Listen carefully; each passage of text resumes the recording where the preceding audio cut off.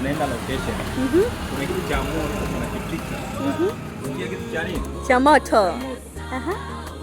Kwa hiyo tukae mkao wa kula. Stay tuned. Na usipende sana na media zangu. WhatsApp, TikTok, Facebook na YouTube channel. Kuna kitu cha moto. Niko na bosi wangu hapa, msanii mkubwa sana. Hapa ni wapi? Hapa ni Dodoma. Bosi, habari? Bosi anawaka. Kwa hiyo vitu vizuri vinakuja. tukae mkao wa kula. Something big gonna happen. Don't miss.